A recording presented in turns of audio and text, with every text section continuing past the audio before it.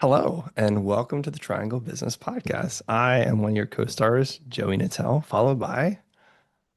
Scott Moore. Back. So today, today we have our first guest, Jonathan Brothers. Thanks for being here with us, Jonathan. Thanks for having me. Absolutely. So I want to read a little bit about Jonathan and his awesomeness before we get in. So Jonathan is an Eagle Scout. He has a bachelor's degree in history with a minor in poli-sci and Spanish, which has nothing to do with construction. He started his career in his teens working in steel and residential construction. While in college, he worked for Bill Clark Homes as a laborer sweeping houses, cleaning crawl spaces and lighting frames and light framing.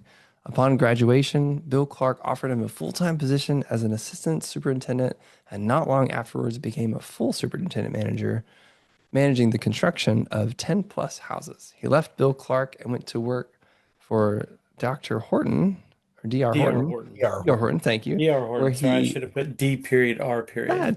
that's okay, where he really learned his trade. For Horton, he managed houses as a superintendent, oversaw and trained superintendents as a production manager, worked as an estimator, and sold houses.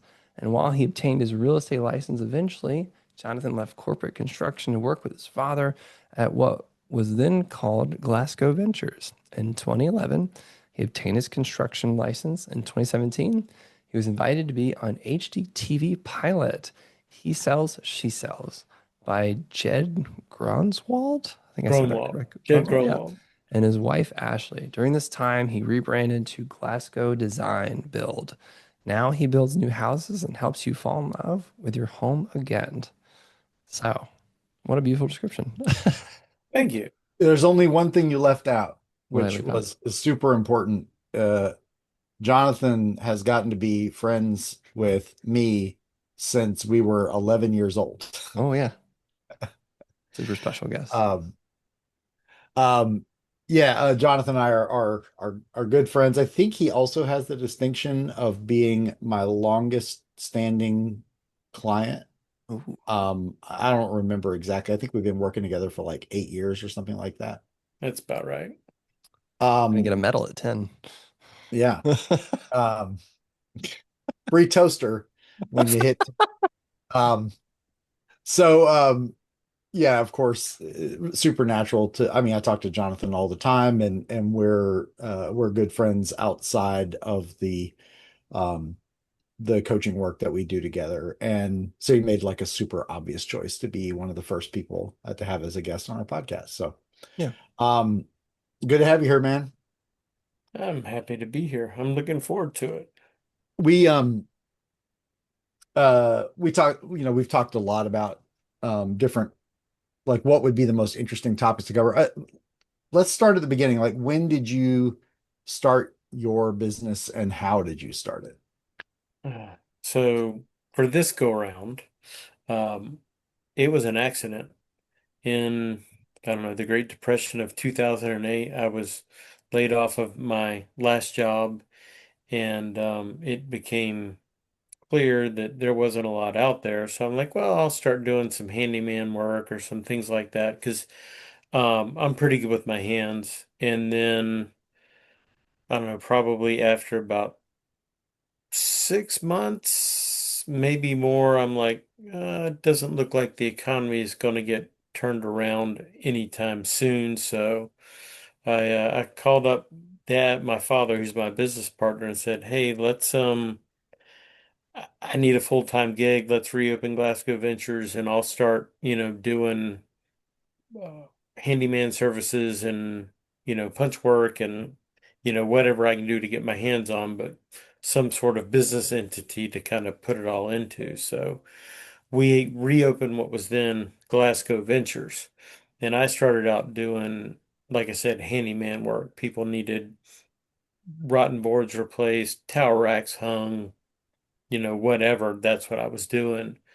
And then I called one of my, I don't remember how I got the idea, but I called a gentleman named Bern Bullard, who had been my real estate guy at the time, and said, hey, do you need a good punch man to handle your home inspection lists? And so we I did that for probably the next 2 or 3 years because at least at that time, even though the real estate market had tanked, it was a buyer's market. So the buyer would come in and tell the seller, I want you to fix these 300 things on my home inspection list. And the seller would want to sell their house. And they'd say, okay. And they'd say, here, Jonathan, give us a price and, go to it. And the stuff that was bigger than what, one man acoustical jam could handle, I would call some of the subs that I had made good relationships over the years, and they would come in and do the any major repairs or anything like that that I couldn't handle. But it was all accident. I had intended on, doing it for 6 months, maybe a year and a half, and then I was planning to go back and get a job in corporate construction. I love that story just because there's so much about it I can identify with. When I started my first business, it was almost exactly the same circumstance. Like I didn't technically get laid off, but we just had a slowdown in the amount of work we had when I was in the appraisal industry. And I went to a family friend of mine, and she had offered me some part-time work before doing some videography work. And I was like, this is cool and all, but it's not consistent enough to generate the money I need. And then next thing she's like, well, just start your own business and I'll send all the work your way. And suddenly I sort of fell into my first business backwards. Um, and my experience, you learn a lot of things the hard way when you do it like that, but you do learn them.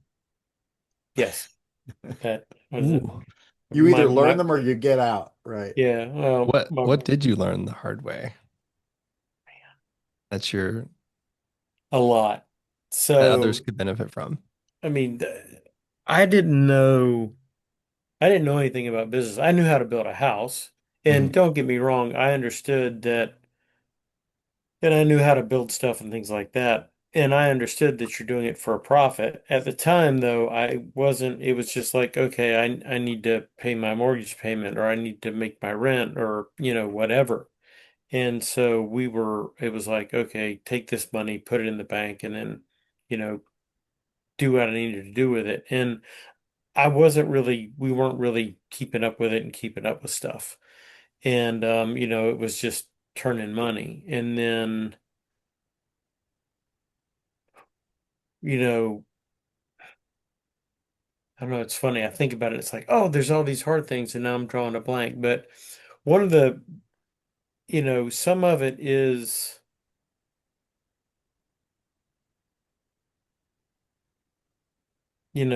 looking back on it, it's like people ask you, what would you do if you were somebody was starting out business and you would tell them, Mhm. what would you? And I'm like, first thing I would do is charge more. You are worth way more money than you think. Mhm. And it's a money conversation. But I learned that the hard way. I was still pricing stuff. One of the reasons we had trouble for so long is I was pricing stuff based on the fact that I used to work for D.R. Horton and we built 1,000 houses a year in the Raleigh area. And when you do that, that gives you an enormous amount of buying power. And so you're getting framers to come in at, $2.50 a square foot to frame a whole house, where a custom builder was probably paying $4 a foot at that time. And for paint, they were paying like, I don't know, dollar fifty a square foot. And so I was charging way too little money because I'm like, well, people won't pay this because it shouldn't cost that. And I didn't realize in my own personal experience, economies of scale. It's been more than 20 years. Well, yeah, it's been more than 20 years since I worked for Horton, and I still look at pricing and I have to go, I take a deep breath and I look at the price I'm charging and I go, this is what it costs, this is what I need to charge because I still have a 2004 psyche on what something should cost. And I still, 20 years later, have to remind myself, no, it doesn't cost $2.50 to frame a house anymore. Like the house I just built, I think I paid $7 a square foot. No, $8 a square foot. And Wow. these are cookie cutter, Yeah. truss houses, no floor system on the first floor because it was concrete. But Mm. that was a painful lesson because that kept us, I could have made a lot more money a lot sooner if I had done that. Mm. Um, what are Well, some this is other? something, sorry, I didn't mean to cut you off, but You're this good. is something that um we were talking about leading up to the podcast about like, you know, your business is a lot different than mine, my businesses and Joey's businesses because we obviously should be trying to make sure we're charging what we're worth and that need to make we need to make our personal budgets work and things like that, just like you do. But you're also juggling the fact that you're dealing with um, complex uh proposals with for lots of different things. For I mean, sometimes you guys do stuff as small as like a bathroom remodel, and maybe you only have to worry about some a new vanity and some tile or Mhm. some paint on the walls. But you do a whole house. I mean, there's a lot of factors there, and if you miss the pricing on something, it can have thousands of dollars of difference in the final profit margin. Right, Um, right. what I guess what techniques have you come up with to help try to keep the margins where you want them to be?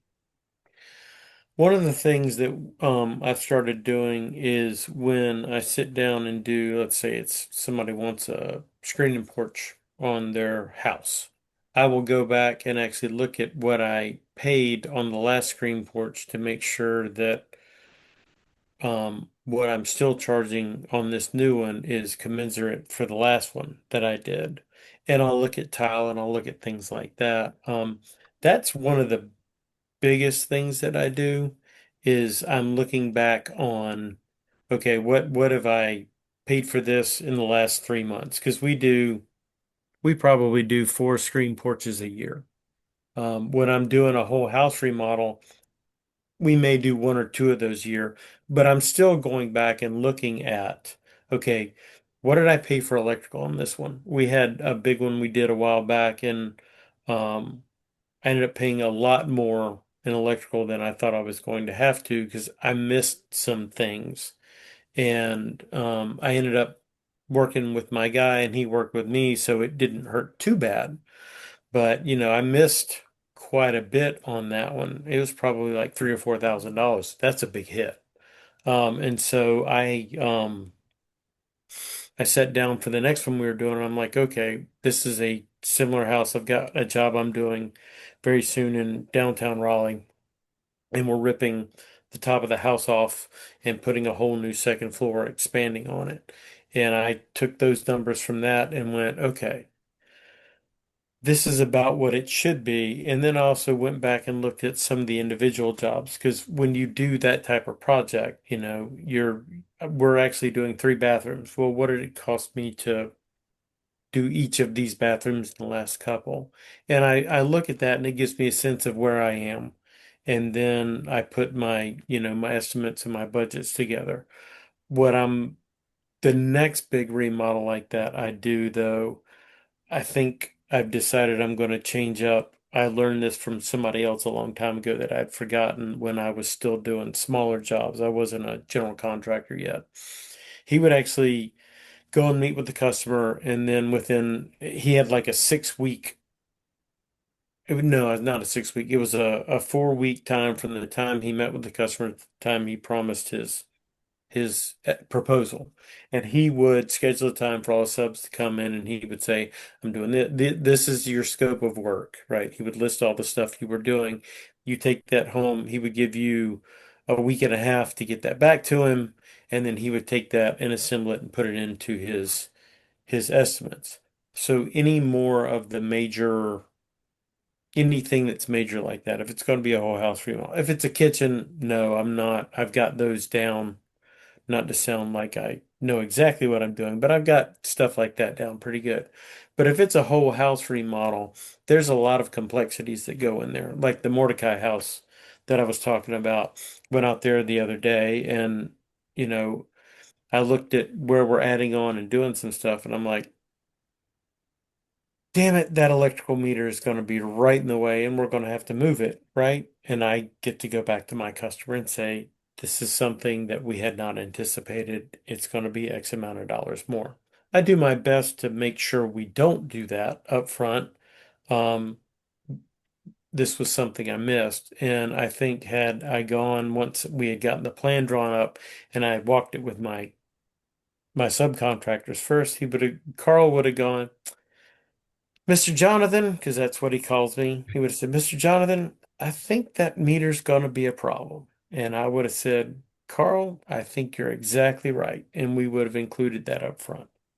So I think on the bigger jobs like that, that is a new process I'm starting. Because one of the things Scott and I have talked about is working on our processes. It used to be just me and my dad. And if I'm digressing too much, I apologize. But it used to be just me and my dad. I did sales, I did selections, I did the field, and then kind of handled the books and, did that sort of stuff. And he would apply for permits and things like that. And we got bigger. And so we brought in, I have a virtual assistant that I use that she does a great job of making me look good to our customers, which I appreciate. And we have a part-timer, her name is Debbie, who I love and adore. And what happened though when we brought these other people in, it used to be that, oh, I just knew it and I did it and everything else, and we didn't have a lot of stuff and processes written down. And so then um, things get lost. It's like the leaky bucket syndrome. You keep pouring water in, but the water keeps going out. So what we're working on now is making sure that we've written all these processes down, and so everyone knows what their job is and what's going on. And you're like, well, you've been in business for 10 years. Why haven't you done, or however long you've been in? I didn't know any better on some of this stuff, right? So that's the other thing I think I would suggest to people that are first starting out is, figure out what your processes need to be. Because another mistake we learned the hard way is what got you to where you wanted to be will not keep you there, right? The hustle, the day in and day out hustle is not going to keep you at a 1.5 or a $2 million company. I know this because the day-to-day hustle got us to a $1.8 million company in sales one year. And then the next year was miserable because we sold way too much. I was chasing the number, right? I'm like, I want to do a $2 million business. I want a $2 million business. And I was so caught up on being a $2 million business that I didn't think out enough of, well, what happens when I get $2 million worth of business and I don't have enough subs to do the job, or I don't have the processes in place to make sure everything goes smoothly, or what about this, or what about that? And so that's another thing that I learned the hard way is um, it's really important. And I started working on the Glasgow, what I call is the Glasgow Bible, and we're still working on it. One of the things we're working on is taking the stuff that Debbie works on with selections, and I'm going to incorporate that into my sales process so that we have more information up What front. is the Glasgow Bible? It's right now it's about a 5-page document of what the company would look like Hmm. if it ran perfectly. I Mm. sat down or at least to the best of my abilities, like if everything ran perfectly, what would the company look like? Mm. And so I did this fantasy, if you will, of okay, this should be our ideal customer. Our ideal customer it has and some of this is being done by memory, so you'll have to forgive me, but what's our ideal customer? It's somebody who can spend 50 to $500,000 on a remodel, that has the money to pay for it and that sort of thing. I've refined that to um, certain personalities because I have one type of personality that I don't work well with. We don't get along, and I haven't figured out a way to what is it? I haven't figured out a way to grow myself enough to be able to work well with this personality. So it's like Yes. if you, and I'm not going to say what it is, because they're great people, right? They really, I'll just say that they have very strong personalities and they're extremely detail oriented. And I do well with one or the other. When you put the two together, I tend to have trouble. And so if you have that personality, I'm going to say you really need a different contractor because it's not going to work out between the two of us. Um, Jonathan, and I want to interject something here well, because I don't often think about you. I don't often think about this aspect, but um, you're kind of a unicorn in the sense that you have an extremely deep and detailed technical knowledge. Like I've gotten to see it firsthand. Like you helped my wife and I, Joey, you may or may not know this, but when we built the shops in the back in our backyard, Mhm. Jonathan helped us get the foundations put together Oh, because if you screw that up, everything else above it is going to look terrible. And yes. so it was hugely helpful. And it was really interesting to watch him work. In fact, I'll tell a really quick little story. But I wanted to get going. And Jonathan kind of looked around and he goes, "You need some sawhorses out here." And I was like, "Oh, well, I'll have to go get some." He goes, "No, let's just make some right now." And like in 10 minutes, he just made some cuts on some two by fours and nail gunned them together, and we had sawhorses. I still use those sawhorses 10 years later. I'm still using those same sawhorses almost. I Um, completely forgot about that story. and uh and so like watching somebody who just knows it backwards and forwards, like that's really on the technical knowledge, awesome. But also, you're really good at the relationship management parts of what you do. Because I know that that's not only about like you do all your own sales, that's very common for businesses of our size that do, if there's sales to be done, the business owner's doing those sales. So you do that, but then you also have to manage the customer after they've been sold to, and you have to manage the personalities, and to some degree the schedules of the subcontractors that are working, you know, and probably act as a translator between the subs and the customer a lot as well. Yes. So I just, wanted to acknowledge that, like, I mean, well, to me, that seems like an uncommon skill set. Do you think in your industry that that's a common skill set, or is everybody that does what you do just like that? Yeah, when you ask me that question, I'm like, if I say yes, it's uncommon, that makes me sound like I think more highly of myself than I ought to think. But Yeah. I would say it's somewhat it's unusual. I have a lot of friends that are builders. Well, I wouldn't say a lot of friends, but like four or five or six. And a lot of them Handful. are, yeah, a handful. And a lot of them, they're peopled out. And I'm not trying to be right. I'm not blaming people, right?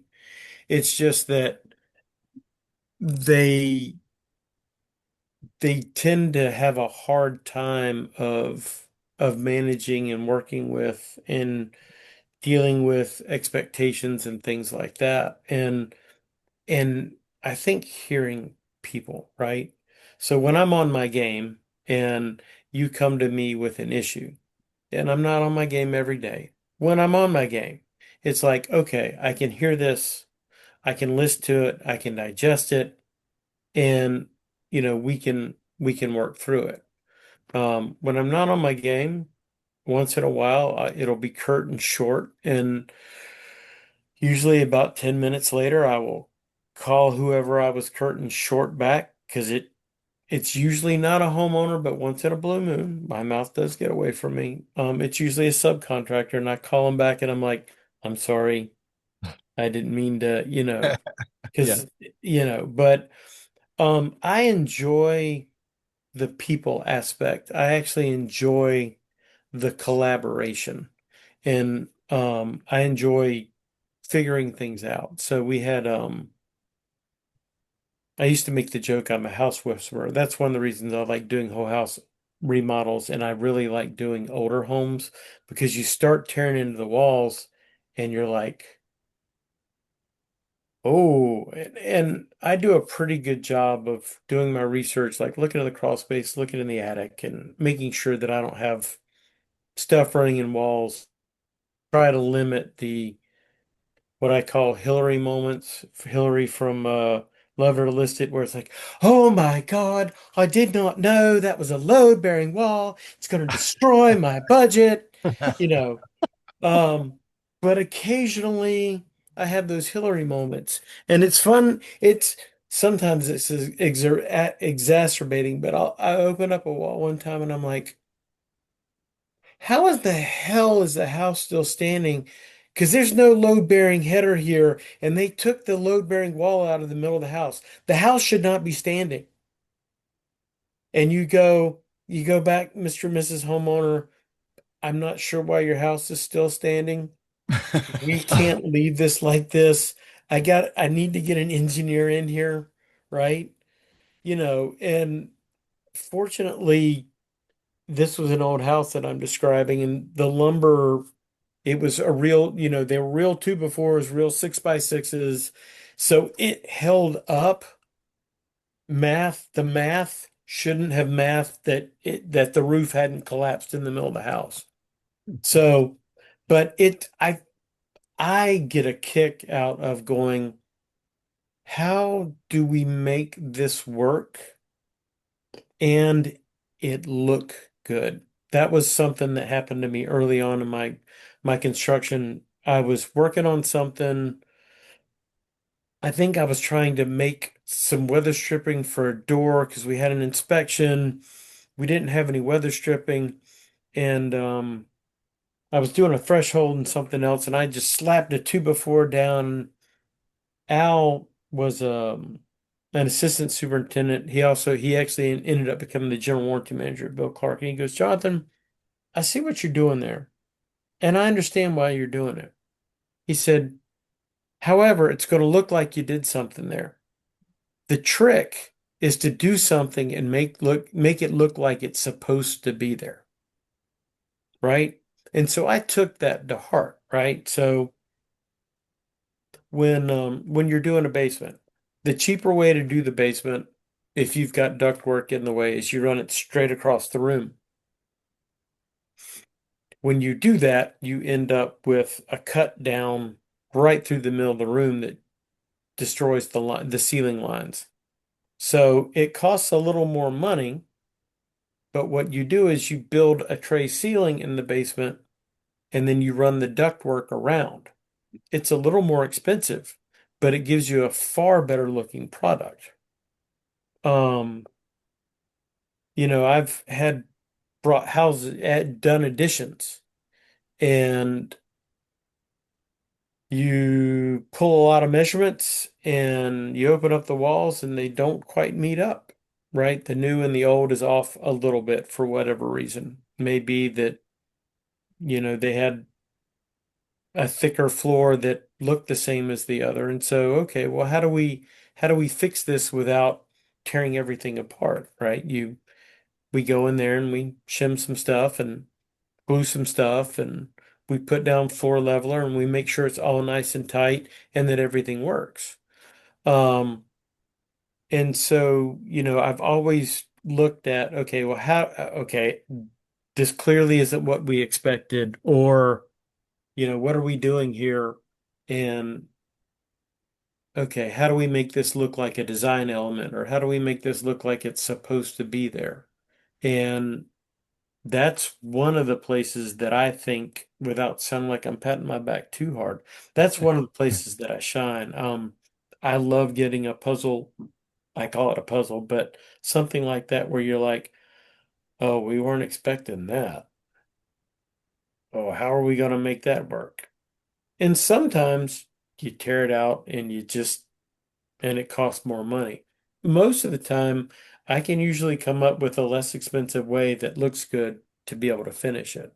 Mhm. So, I have a question for you. sure. What was one of the toughest projects you ever worked on, and what did you learn from it, either in business and about yourself? Hmm. You may already mention it. That's okay too. No, the problem, let's see. One of the It toughest that come to depends. mind. So it depends on what it is, right? Now, Whatever comes to mind. yeah, so there's two that comes to mind. Technically was actually the HGTV house. Mhm. So we met with the producers, and I don't know if you know what a 1960 side split is, but I do it's not. more or less a ranch house, but it's on three levels. So Okay. you've got one level here, it's kind of in the middle, and then you've got two levels on the side. Oh, yeah. You Okay. walk into the house straight to the right, there's usually like one or two steps down. Oh, yeah. Yeah. Then you go up three steps to the living room, kitchen, dining room, and then you go up five steps Yeah. to the bedrooms upstairs. Well, the producer was comes in and goes, and he's from Australia.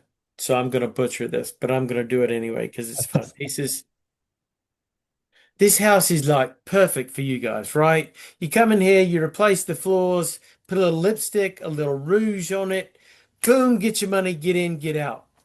But there's really not enough drama here for television. So what would it take to the budget and what would it take to the timeline if we put this floor on all one level? And I gave him one of these my cousin Vinny looks like, you're serious about this, right? And he was. And I scratched my head for about 2 weeks. Maybe actually it's longer than that. It's about 3 weeks. I worked on this problem in my head.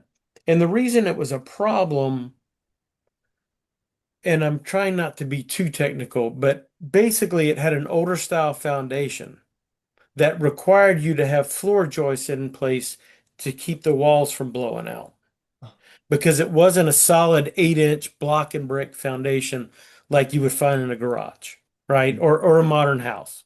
Okay. And I kept worrying about these walls blowing out. And so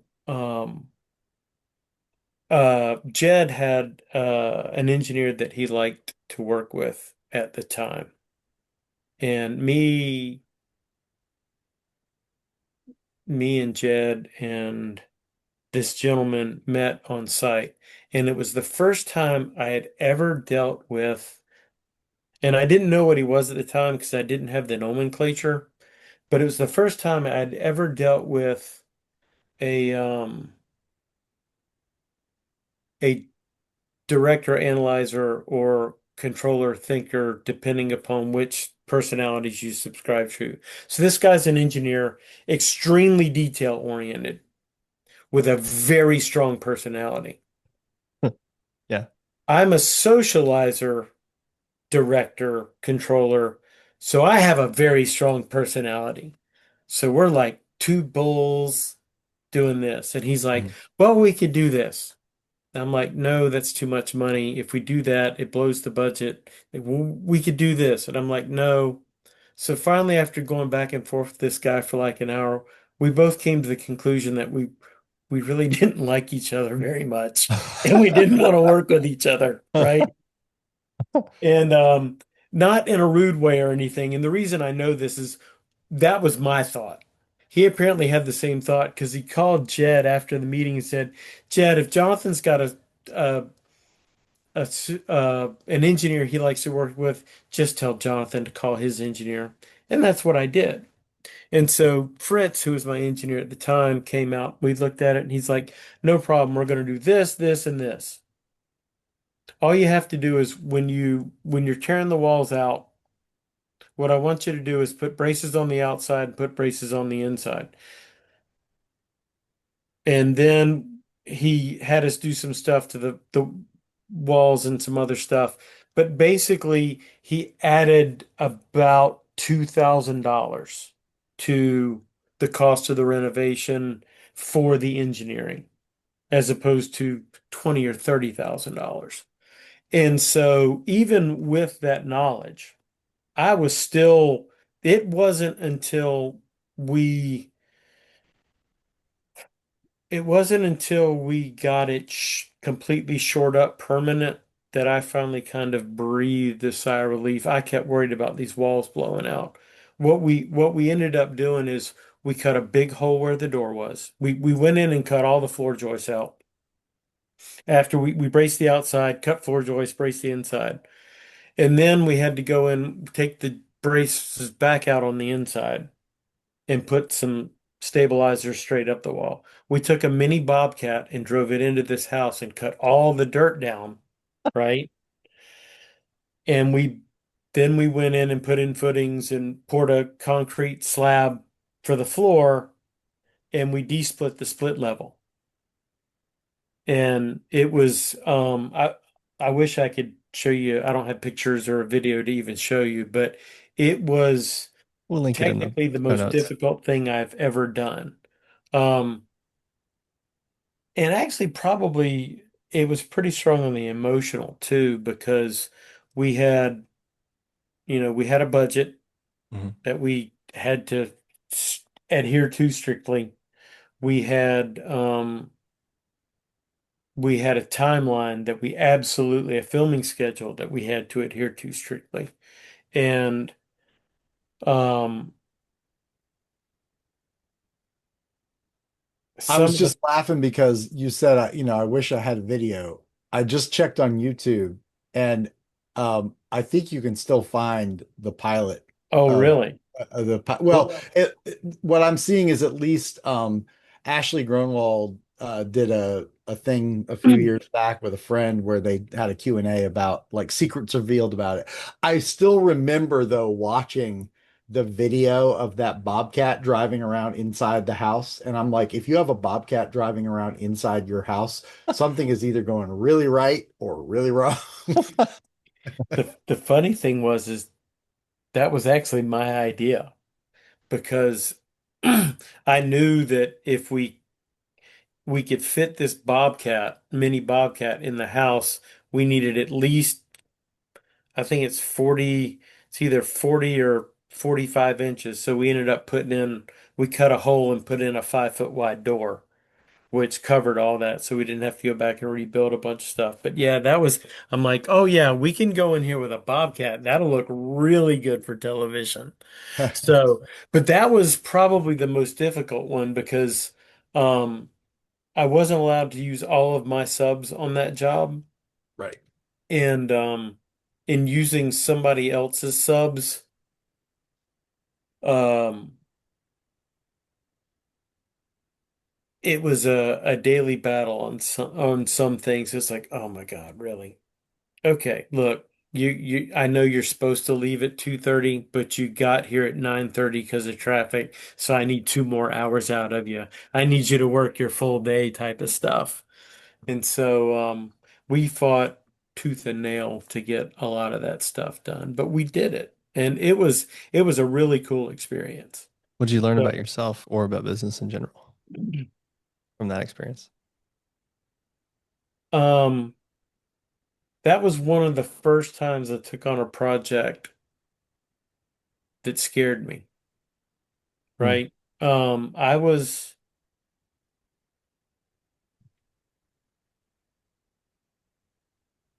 I was worried about a lot of things on that project. My main concern was that I was going to do something to make half that house collapse, right? When we're tearing the floors out and redoing all that stuff. I was, and I know that what is it? We only 2% of the things we worry about ever come true, and we shouldn't worry. This was a real concern, right? That yeah, this could easily happen if we don't do every little thing right. Yeah. Um, I was concerned that, and we did run into a few things. Like we ended up completely redoing how the plan was done on the bottom floor Hmm. because when we started working on the bathroom and doing that, we found out all the pipes under the slab were rusted out. So we had to tear up most of the slab and redo all of the plumbing under there. Anyway, I was concerned about the budget for Jed because he was the one. Jed, good friend of mine, he was the one fitting the bills on this stuff. And I knew we were already tight. So if we went, if we ran into something big or I caused something big, it was coming out of, Jed's pocket. Um, and then the third thing was making sure we met the the filming schedule, right? We this house had to be done by March or whatever it was. And it was a 3 month project. And I was worried we weren't going to get it done because we threw, it's an HGTV project. So you're not going to order, you've got to throw some flair in there. So we went to where did they buy it? I think Jed bought two custom dresser, like mid-century modern dressers from the flea market or somewhere. Took these things downtown, had them one of the bathroom upstairs, it was bright pink. This this thing was lacquered pink and it was an old, I mean, it was a 50-year-old dresser. And then the one downstairs for the master bath was similar, but it was redone as well, but it was black lacquer, right? Cut the legs off, mount this thing to the wall. Is it really going to work? Oh, it's going to be 2 weeks on getting this lacquer done. There was a lot of stuff, a lot of extra stuff that went into it. Oh, we want these cool little octagon shells we're going to do. It's like, okay, well, where do we get those built? How do we get that done? So there was a lot of extra stuff that we had to do, and it was one of those. Okay, I got this. What is it? Feel the fear. I think it was Jack Canfield, feel the fear and do it anyway. It's like, Yes. okay, this could be a huge thing for me, right? Yeah. Do I really want to do this? I could look bad. I could, all that stuff. And, I work on my self-talk a lot because I can go down rabbit holes that are not good for my psyche. Oh, yes. And so, it's like, oh my God, we're never going to get this done. Shut up, Jonathan. We're going to finish this. It's going to be okay. It's going to be awesome. And it turned out to be, it was actually, especially looking back on it now, it was a fun project with all the cool stuff we did from the patio in the back and the retaining walls to the, completely revamping the downstairs, bringing in some of these elements from like the flea market finds and, stuff like that. It was really cool. And, one of the things I learned was just because I'm scared, what is it? Just because it's a bad idea doesn't mean it won't be fun. No, just because I'm scared doesn't mean I shouldn't do it, right? Yeah. Or, you know, I can do things that big things that I've never done before. Like I've built lots of houses and I've done lots of things. So early on when I'm fixing stuff and things like that, my wife at the time one time asked me, "Why don't you just take on jobs you can do or you've done before?" I'm like, "Because I'm so new, I've never physically done a lot of this stuff before. But I Mhm. know how it's supposed to go together. I'm really confident in my abilities. I would take almost anything." This one was one of those, it's like, you want me to do what? Don't get me wrong, it wasn't terrifying. It wasn't like I had panic attacks or I woke up in the middle of the night going, "Oh my God, I can't sleep because of this." Oh, yeah. Um, but there Pushed was a you. lot of concerns in there. And I learned, okay, it's okay to be scared, right?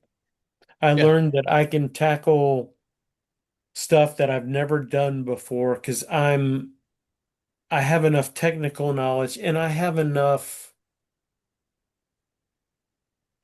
resources of other people that I can do. And so go into another quick story. 3 or 4 years, two, three during COVID, so 2021, somewhere in there. This guy wanted what's called a wet room. I'd never even heard of a wet room. Didn't know what he was talking about. New trend, that sort of thing. So I had to look into it. Basically, what you do is you put the shower and the tub behind the glass. So it's all in one wet area. The tub and the shower in the same location, and it's behind a wall of glass. I'd never done one of those before. And this guy want you run pipes through the floor for your tub, and you run pipes through the floor because he wanted a freestanding tub with one of these spout things, right?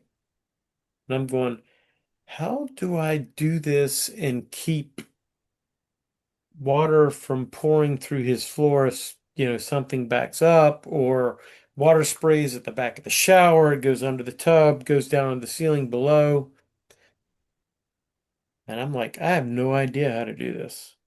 And I was concerned about it. And then I'm like, well, I've done stuff similar before, but I know other builders that do high-end homes.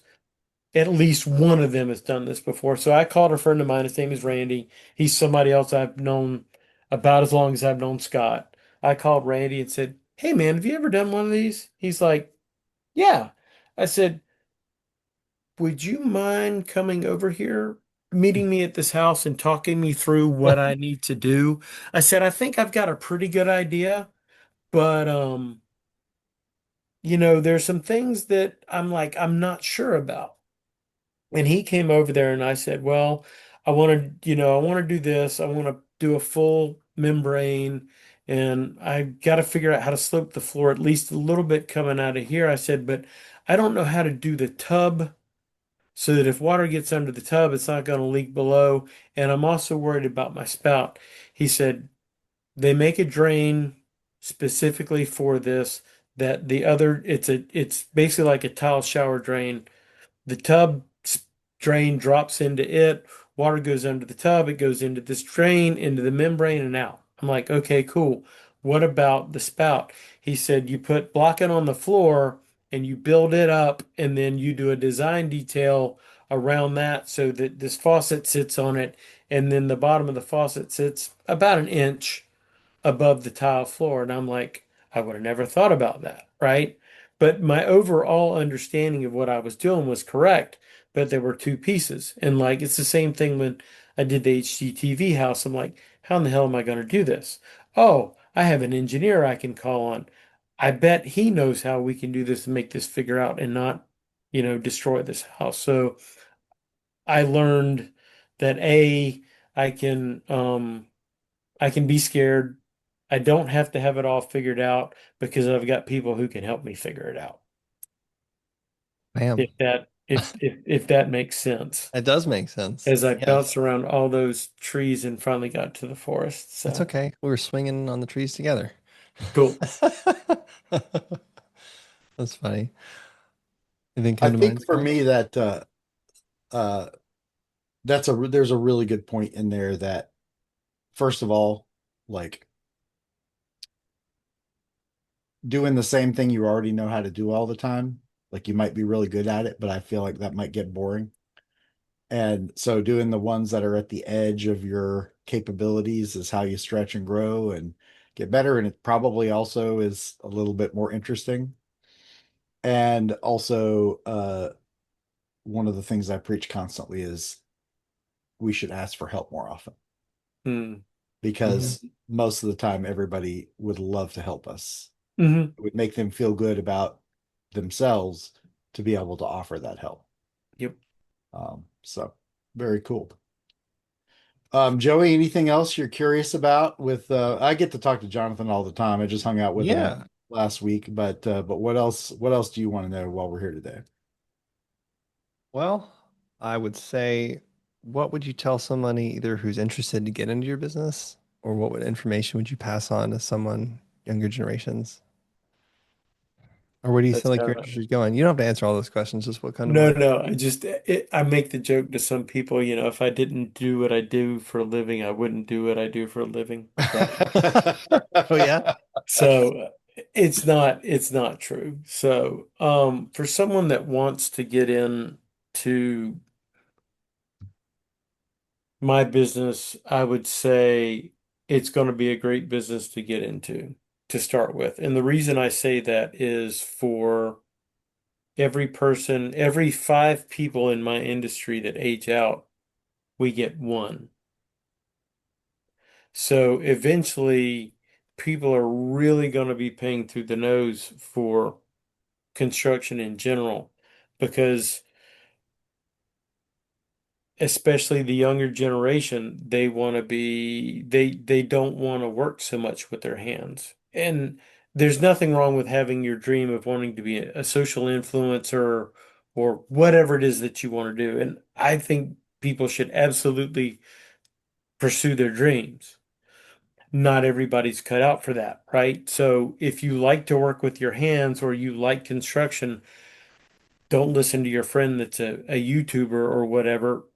Do what you want to do. Um, and if you get into my business and you do it well, you can make really good money. And I think we're going to see a real uptick in construction wages simply for the fact that that stat that I gave you is pretty close to true. I haven't looked at the stat in a while. And I don't know how it might be a year old, but even if it's a year old, it's going to be a 4-to-1 if people are actually starting to do it.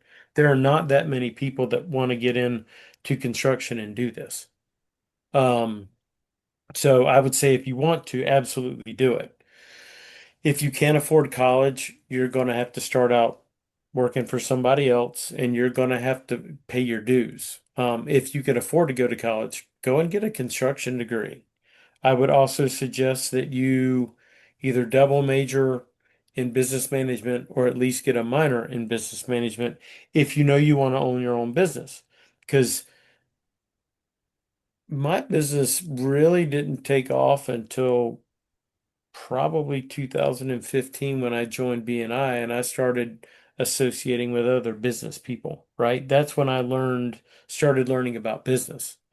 So I suggest that they also learn about the business. Go to Wake Tech, go to a local community college and take some classes on business. Find a mentor. I strongly suggest you find a mentor. The other thing you can do, at least with some companies, you may be able to,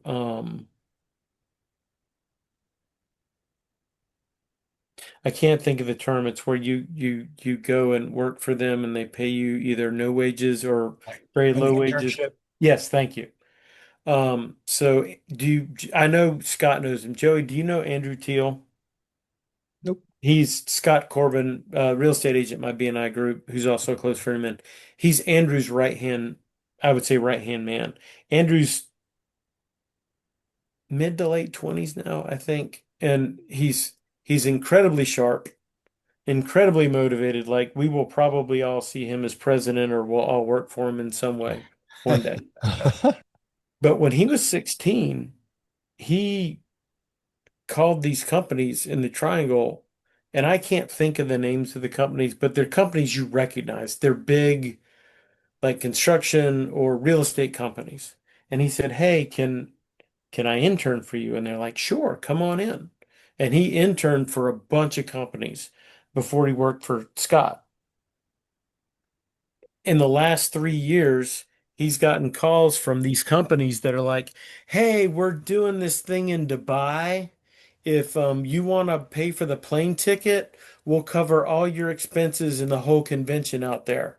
So guess what Andrew did? He bought a big ticket to Dubai. Yeah. Like a couple of like 2 weeks ago, he was in Chicago and he was invited to go because of one of the companies that he had worked for. And again, he bought the plane ticket, but everything else was covered for him. Mm. And so I would say look into some mentorships, right? To look into that. And then it's always good to work for someone else, even if they're not a great company, you will learn what not to do, right? How not to treat your employees, how not to treat your subcontractors, how not to treat your customers. And you certainly want to work for some that know what they're doing. One of the companies that will remain nameless that I originally worked for, their attitude was this would be a great business if it wasn't for these explicative customers, right? Yeah. And then I went to work for another company after that. I worked for a few more companies in my bio. Um, and they were like, no, Jonathan, we don't have a business without customers. right? And so, I learned a lot of good things and bad things from, equal places, but that was one of the things that it was an eye-opening experience for me because that company that, this would be a great business if it wasn't for these customers. I adopted that at the time. I was young and impressionable, and it was how I looked at it. And then I worked for somebody else, and I was like, oh, wait a minute. And then I sold houses. And when I sold houses, I got a pretty good idea of what it was like to be on the customer side of it because I was no longer in control of the construction. And, I was, my my salary, I didn't have a salary, I was paid on my sales. I didn't get paid until the houses closed. So I was also relying on these construction superintendents for me to get paid. And I got both the good and the bad when my customers would come in. And that's when I really got a pretty good idea of what it's like to sit on that side of the fence. Like my company's never hired, I mean, my family never hired a general contractor. And I know I've divulged from the questions you asked, but my recommendation is if you can go to school for it, go to school for it, do some internships, find a mentor. And if you can't, just find somebody that will hire you. And if they want you to clean crawl spaces and sweep houses, be the best house sweeper and crawl space cleaner you can be. Because what that's going to do is that's going to show whoever you're working for, oh, they care about what they're doing. I can probably trust them to move up and, in a couple months, you won't be cleaning crawl spaces and sweeping houses anymore. You'll be doing frame punch and you'll learn how to do sheetrock or you'll learn how to do this and you'll learn more and more skills. Um, I never, I didn't, I grew up with it, fortunately, so I had a lot of skills when I came into the construction industry. Um, I guess the other thing, sorry, and I divulge a little bit or digress a little bit, but so when I was first in the business, I was trying to learn anything anybody would teach me. I didn't know how to frame a set of stairs. I didn't know how you cut rafters. I didn't know that you needed to glue floors to keep them from squeaking. There were all these things I didn't know. And so when I became a superintendent, I think I had like a year on the job before they made me a full-fledged superintendent. And all my training was OJT, right? On the job. It wasn't like, oh, here's our training program, right? It was, you've been here around here long enough. Ralph disappeared on us. We need you to go watch these houses for us. That's literally how I became a superintendent. One of the superintendents just up and left. And so, when the plumber was in the house, I would ask him, "Well, why do you do that?" And I would say,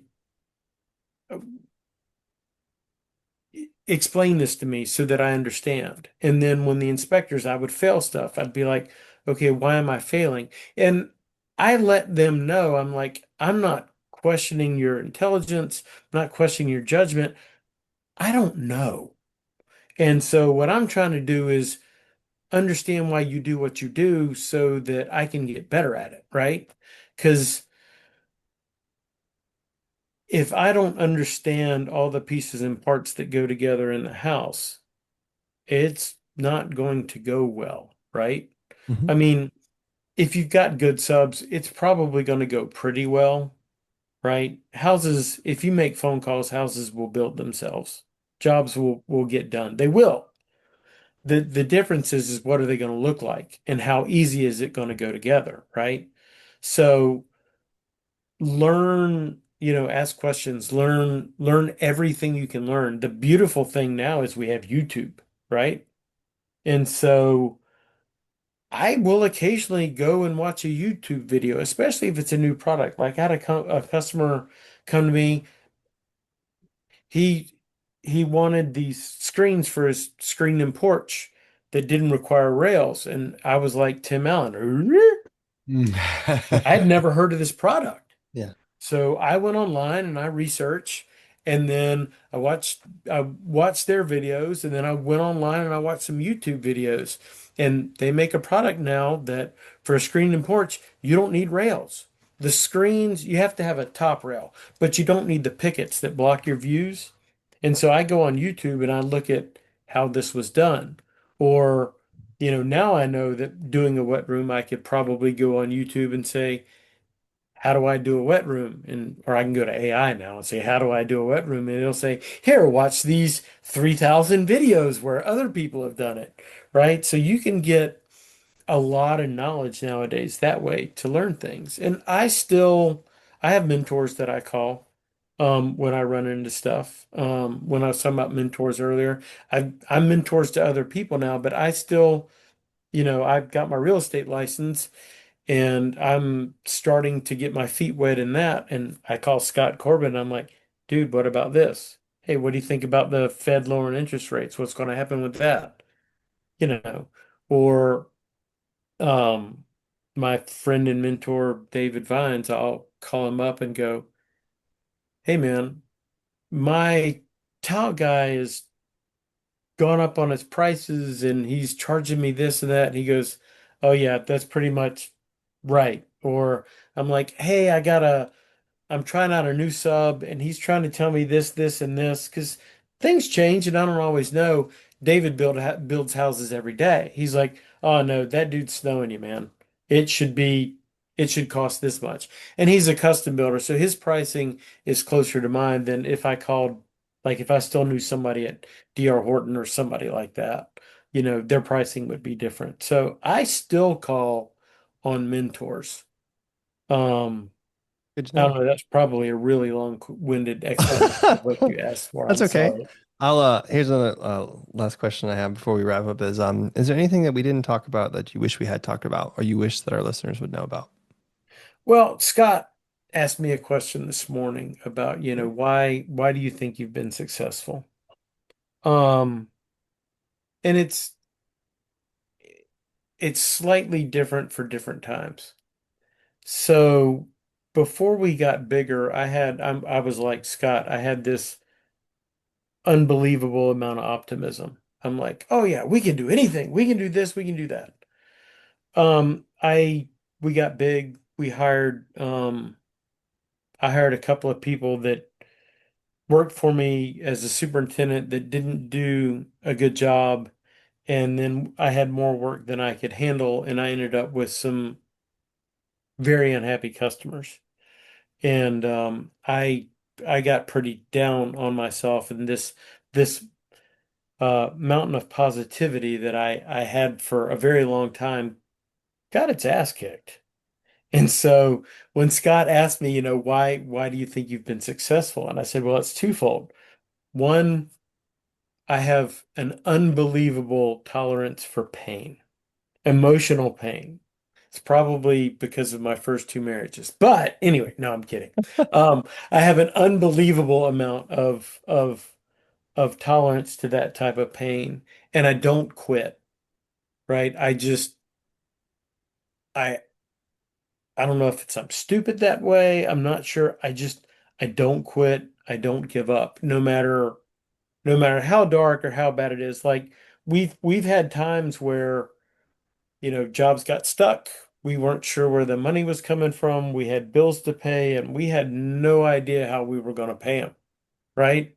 It's like thoughts of go get a job somewhere else, declare bankruptcy, all these things. And I'm like, nope, we're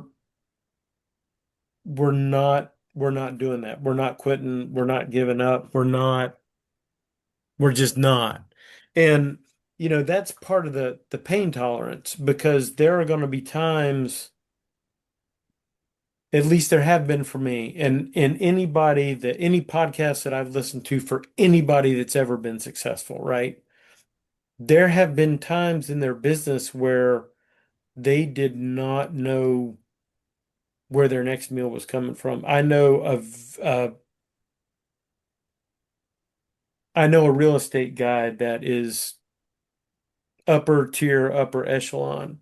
And when I took a class from him, and he can tell the story for himself, but he's like, yeah, on Thanksgiving, I went to the soup kitchen and that was my Thanksgiving meal, right? And not everybody's business is going to be like that, right? But my point is most businesses are going to go through struggles and they're going to have hard times. And so if you, whether it's like Scott, you have this unbelievable amount of positivity, which I'm working very hard to get back to with the books I'm reading and stuff like that. Um, or you have a fairly high pain threshold, right? Don't don't quit. I listened to some other podcasts, and when you listen to people that like multimillionaires, these guys did 10 businesses, and the first nine failed. And then, number 10, they sell it to some no-name guy named Warren Buffett, right? That's I think what's made us successful is we just my dad is the positive one, right? He absolutely is. But we just refuse to quit. And that was something that actually it hit me hard and reminded me today. So I think that's the thing that I would share is if you're in business, even if your business fails and you want to be a business owner, find another business and do something else, you Beautiful. know. Fall, Well fall said. down, fall down 4 times, get up 5, something like that. Something like Yep. that. Or 5 out of 3 people are bad at math. Sorry. That's funny. So what's the best place to connect with you? We have Glasgow, GlasgowDB.com is our website. I'll drop it in the show notes. So go to And your website. then I'm on Facebook is The a good best, way to find me. okay. The best place. Um, huh? The best place. Oh, sorry. The best place to find me, And if you wanna meet him in person, stop on by his BNI group because he's about to be the president. that's true. Uh-huh. The let's see, what's the best place to reach me? Probably my phone. Should I give my phone number out? Not right now, but we'll put it in the show notes if you want to, Put it in the show. No, because this is going to go all over the world. oh, well, yeah, no, we don't want to give out my phone number. I'll So be what's getting more of, you've been selected for yes, $500,000 loan. that's correct. Um, Find me on Facebook, Okay. I'll put your probably, Facebook on the show notes then. or Instagram runs with scissors, or I don't know, should I give my email? Or is that not a good idea for You tell me, man, when you're networking with people, where are you gonna where are you gonna send them? I give them Well, when I I'm mean, networking with people. I've met you. I've gotten something. I give you my card with all of my information. All right. realistically, local is better Yes, because then they have a chance to hang out with Jonathan, Fair which enough. is right. some of the most Um, fun that you can have. And second of all, if you want to do business with him, they strictly work within, yeah, within the triangle. Fair enough. Jonathan at GlasgowDB.com, JONATHAN I'll at drop it in the show notes. GlasgowDB.com. That's I'll drop it that's in the show going to notes. be probably the best because if Yeah. I don't like you, I can just send you to my trash. Fair enough. Just Okay. kidding. Um, Well, anyway, thank you for joining us, you're Jonathan, welcome. and Yeah. insightful. I appreciate I, the I story. again, I'm super biased. I've known Jonathan forever. Uh, he is loads of fun to hang out with, and I am uh, very thrilled to call him one of my best friends. So Yes. thanks for being on here, buddy. Well, I'm glad you have me. And yes, you are certainly one of my best friends as well. you like what you heard, reach out to Jonathan, do business with him, or just say hey. And if Right. you like listening to this, tune in next time and subscribe. Ta-ta and farewell, everybody. Thank you.